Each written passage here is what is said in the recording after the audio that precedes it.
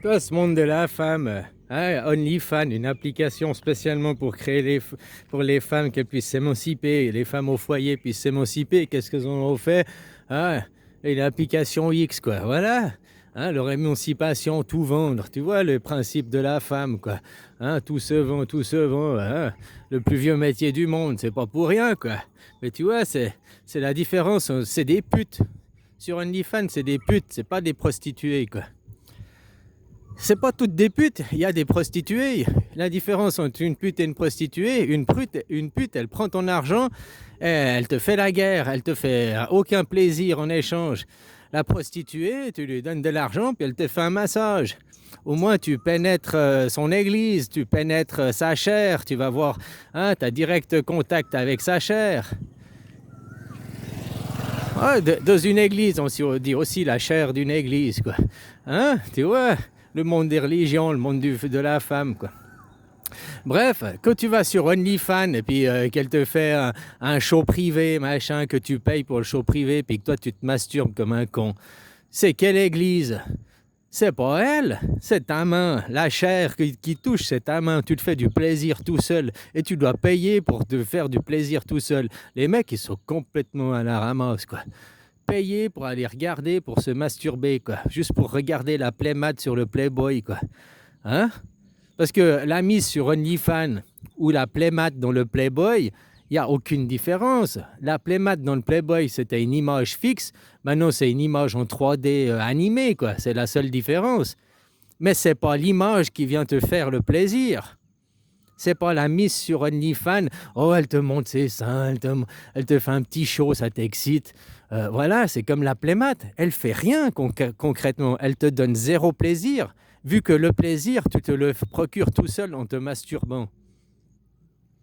Euh, Voilà, hein, c'est aussi simple que ça. Et en plus, tu l'as payé pour te masturber, avec ta chair, ta propre paume de la main, quoi. Hein? Voilà, quoi. Donc, on voit le monde de la femme, la psychologie de la femme. Hein, les hommes, je vais vous exciter, je vais vous prendre tout votre pognon en vous montrant deux bouts de nichon, en vous manipulant, hein, puis on vous font croire que... Ouais, parce que les hommes, quand ils se branlent, ils croient que c'est elle. Ils réalisent pas, tu vois, de la psychologie, que tu te branles puis tu regardes un film de cul. Tu crois que, oui, le film de cul, les images t'excitent. Les images t'excitent, mais tu pourrais te branler sans regarder le film de cul puis te branler tout seul, quoi. T'as qu'à repenser à la dernière fois que t'as fait l'amour, la dernière fois qu'on t'a sucé, t'as qu'à avec tes propres souvenirs, non? Il y a des gens, ils ont peut-être pas souvenir, ils sont puceaux, quoi, j'en sais rien, quoi. C'est pour ça qu'il faut aller chercher des émotions, chercher un semblant, un truc virtuel qui te fait croire que tu as eu un plaisir charnel avec quelqu'un d'autre, parce que psychologiquement, tu t'es branlé sur une image. Ouais, ouais, voilà, j'ai collé les poches, quoi. Voilà, quoi. Donc c'est une pute, elle te prend l'argent, elle te donne aucun plaisir. Elle te fait la guerre avec ton fric. Comme aujourd'hui, la nation française, c'est une pute, quoi. Autant avant c'était Marie-Madeleine. Non, c'est la Madeleine. Là, c'est la Marianne. Ah, la Marianne. Ah, elle, c'était une prostituée, la Marianne. Tu lui donnais l'argent, mais elle te donnait du plaisir en échange. Voilà, c'est donnant-donnant. Tu vois ce que je veux dire? J'ai du respect pour les prostituées, moi. Moi, j'ai pas de respect pour les putes, hein. Ça, tu sais, une femme, il y en a qui veulent un enfant toute seule, elle choisit un mari, elle choisit exprès un mec qui est alcoolique ou je sais pas quoi, qui a un défaut, juste pour... Tu me fous deux polichinelles dans le tiroir, puis après je te dégage de la maison, j'élève les enfants tout seul, et puis toi tu me payes une pension. Et ça, c'est des putes, hein, c'est des putes, ça. Tu sais, elles avaient déjà le plan en tête, elles avaient déjà le plan, je vais faire des enfants, mais pour ça, il me faut un mari. Hein, donc, enfin, un mari, il me faut un con, quoi, un pénis, quoi, c'est tout. Hein. Voilà, quoi. Hein. Je te dis que toi, pour un homme, si tu veux un enfant, tu peux pas faire un enfant tout seul. Hein. Voilà, pour un homme, il faut trouver la femme qui veut bien accepter de porter ton enfant. Tu vois, puis même maintenant, dans le monde par grossesse assistée, là, parce que tu peux trouver une femme qui porte ton enfant, puis après, bye bye, je suis plus la mère des enfants. Enfin, je suis toujours la mère, mais je m'occupe pas des enfants. Toi, les homosexuels, ils arrivent à trouver des femmes pour faire leur enfant, hein, puis après, c'est l'enfant de un des deux qu'ils élèvent, mais la femme, elle est loin du bal, quoi. Voilà, mais souvent, la femme, après, une fois qu'elle a eu l'enfant dans le ventre, elle veut garder le colis, quoi. C'est comme si tu donnais à DHL, à je sais pas quoi, de trucs de délivrance, delivery, quoi. Tu donnais à Amazon pour délivrer ton colis, puis Amazon, il disait: «Oh, ce colis, il est trop joli, ce colis, il est trop beau, je le garde, c'est mon colis à moi, quoi. C'est mon enfant à moi, je l'ai fait toute seule, je l'ai porté dans mon ventre toute seule.» Ouais, mais elles oublient que l'homme, il porte l'enfant. Hein, si tu as un enfant à 25 ans puis que tu commences à 12 ans à avoir du sperme, ça fait déjà 13 ans que tu portais l'enfant en toi, quoi. Là, la femme, tous les mois, elle a ses règles, elle évacue, hein, tous les mois, même si... toi, si tu te branles pas, tu n'évacues rien du tout, quoi. La femme, tous les 28 du mois, elle évacue ses ovaires, quoi. Elle évacue, hein. Voilà, quoi. Il y a des hommes, ils se retiennent, hein. Ils ne sont pas branlés pendant 1 année, 2 années, 5 ans. Il y en a qui sont bien, il y a des gens propres sur eux, quoi. Ouais. Bah, chapeau, les gars, chapeau, quoi. Voilà, quoi. Moi, il faut au moins 1 fois par jour que je mange, hein. Il faut au moins que ça fasse pleurer les poils, quoi. Ah, voilà, quoi. Ah ouais, l'abstinence, c'est pas mon truc, hein. Chacun son truc, quoi. Ah, voilà, quoi. Ah. Ah, après, il y a une question d'âge, tu verras. Maintenant que j'arrive, depuis 1 an, je suis moins en vie, quoi. Ah, bah, la ménopause chez les hommes aussi. C'est la baisse de testostérone. Avant, j'ai besoin, t'as toujours besoin parce que t'as un excès de testostérone. Alors, il y en a qui n'ont pas besoin de beaucoup. Hein, il y a des hommes, tu leur dis: «Oh, on fait ça 2 fois par semaine, ça va?» Ils vont te dire: «Oh, ouais, y a pas de problème, hein.» Et puis il y en a, ils vont dire: «Mais 2 fois, t'es royé, c'est 2 fois par jour, hein. Autrement, je vais voir ailleurs, quoi.» Hein, voilà, quoi. Le testostérone, on n'a pas tous la même, on n'est pas tous égaux. Tu regardes la testostérone, ceux qui ont un manque de testostérone, à 25 ans, ils vont tous en Turquie se foutre des implants, quoi. Ah ben, c'est la testostérone et la capillarité du cheveu, quoi. C'est directement lié. Ceux qui ont un manque de testostérone, ben, ils vont se faire, ben voilà, ils vont se greffer les cheveux déjà à 25 ans, ils sont déjà chauves à 25 ans, ils ont le manque de testostérone, quoi. Bah oui, bah c'est vrai, au lieu d'aller en Russie, en Turquie et faire une opération, faire des implants, machin, qu'on te greffe la peau du cul, les poils du cul sur la tête, quoi. Hein? Au lieu qu'on fasse des implants, eh ben, fais-toi une cure de testostérone. Maintenant, vu que les femmes, on trouve, hein, autant tu trouves des hormones féminines, autant tu trouves de la testostérone en comprimé aujourd'hui, hein, pour les femmes qui veulent devenir des hommes. Alors, toi, si tu as un manque de testostérone, fais du sport, hein, développe un truc qui te fait faire de la testostérone, ou bien prends des comprimés de testostérone au lieu d'aller te faire implanter en Turquie. Mais ça, les médecins, est-ce qu'ils vont te dire que c'est lié à la... Ça, c'est scientifique, c'est vrai que le manque de cheveux à 25... Je parle pas à 40 ans, la calvitie normale et tout, ça c'est autre chose. Mais c'est aussi lié à la testostérone, de toute façon, parce que tu as la testostérone qui baisse, donc tu as ta perte capillaire, mais ça arrive normalement à 48 ans, comme la ménopause chez les femmes, par là autour. Mais si tu l'as déjà à 25 ans, c'est comme la femme si elle serait déjà ménopausée à 25 ans, quoi. Je veux dire, voilà. Mais les médecins, entre dire, prends un cachet de testostérone, ou bien fais du sport, active-toi, c'est quoi qui est le moins cher? C'est quoi qui est le plus cher? C'est quoi qui rapporte le plus de fric aux médecins? T'allais te faire des implants en Turquie, machin et tout, hein? Ou bien prendre un cachet ou deux, ou bien faire du sport qui est encore meilleur pour la santé, quoi. Voilà. Tu vas peut-être trouver un bon médecin qui va te dire la vérité, mais la plupart des médecins, c'est des charlatans, c'est des vendeurs de médicaments.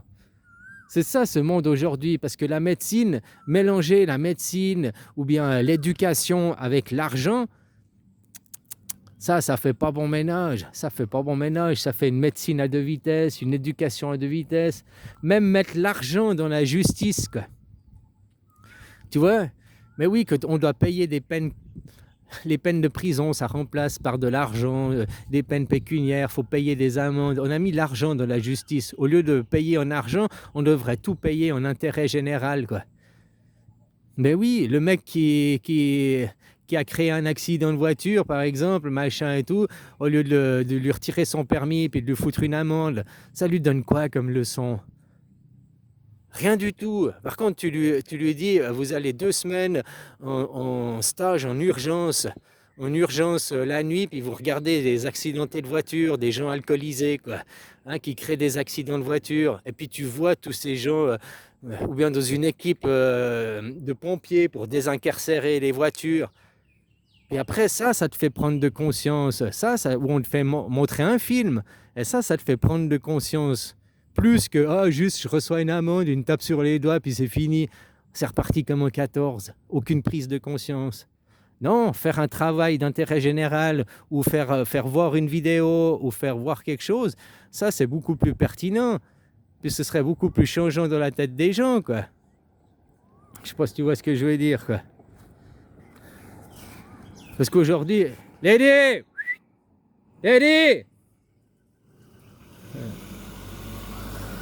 ça ferait beaucoup plus pertinent dans la tête des gens.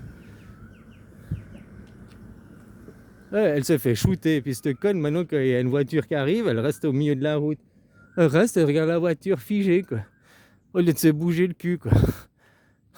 Bon, bref, voilà, quoi. Donc, des possibilités, des moyens de faire. C'est comme aujourd'hui, là, l'autre jour, j'étais à l'hôpital, et puis j'ai vu, maintenant, ils mettent tous leur carte d'identité, tic, tic, tic, ça ouvre le dossier médical, ils prennent la pression, ça inscrit dans le dossier médical et tout, avec l'aide, l'intelligence. Moi, je trouvais ça génial. Je trouve que c'est génial, quoi. Puis, il y en a d'autres qui vont dire « Ah non, mais c'est la porte ouverte. Après, les assurances, ils vont tout savoir sur toi. Ils ont accès à ton dossier médical. Tout est informatisé. Ils savent tout sur toi. Donc, les assurances... » Ouais, dans un monde d'assurance ou les assurances privées, puis qu'après, ils vont te priver d'assurance. Ça, je comprends cette logique. Mais ici, en Thaïlande, les assurances, l'hôpital, c'est gratuit. Pas pour les accidents. Les accidents, non, tu payes. Mais pour la maladie, c'est gratuit. Donc tu vois, il n'y a plus ce problème de dire oui, mais après les assurances, on va m'expulser de l'assurance, on va faire ci à l'assurance. Il n'y a plus ce genre de problème dans un monde où c'est gratuit. Pour les maladies, si c'est gratuit, bah oui, ils voient que tu as trop de cholestérol, et puis il n'y a pas ton assurance qui vient dire ah ben je vous assure plus pour le diabète parce que vous avez un taux de cholestérol élevé. Alors tout ce qui a trait au diabète, au cholestérol, cancer, machin, je vous assure plus. Mais assurance obligatoire par contre, mais je vous assure plus, quoi. Voilà, si les soins ils sont gratuits, qu'est-ce que tu t'en fous? Ben, c'est bien qu'il y ait un dossier médical, c'est bien. En plus, j'ai vu maintenant, l'hôpital, ça va hyper vite, quoi. Tu fais 1 heure, au maximum 1h30 d'attente, et ça débite, ça va vite, hein. Il y avait une 50aine de personnes, quoi. Alors voilà, quoi. Tandis qu'avant, tu allais à l'hôpital, la même chose, à 8h du matin. Là, je suis sorti à 9h30. Avant, tu sortais pas avant 2-3 heures de l'après-midi, quoi. Tandis que maintenant, avec ce système, tac, tac, c'est tout, ça va plus vite, tout est plus facilité. Les gens sont pris en charge plus rapidement et tout, quoi. Tu mets ta carte d'identité, il y a une puce comme les cartes de banque, hein. Donc ils mettent ça dans la machine, ça ouvre leur dossier, ils prennent la pression, ça inscrit direct dans le dossier, tac, tac, tac. Après l'infirmière, elle ouvre le dossier médical. Enfin, à l'infirmière, il donne la carte d'identité, elle met la carte d'identité dans la machine, ça ouvre automatiquement le dossier médical. C'est pas l'infirmière qui a accès au dossier médical de son plein gré. Il faut qu'elle ait ta carte d'identité pour accéder au dossier médical. Tu vois, il y a une sécurité. Ils ne peuvent pas accéder au dossier médical des gens sans leur consentement, parce que tu dois donner ta carte d'identité pour que l'infirmière aille voir dedans. Mais hop, elle met la carte d'identité dedans, direct, ça lui ouvre le dossier, ça lui dit ta pression, ça lui dit tous les antécédents. Voilà, les trucs qu'il faut faire attention, c'est en rouge.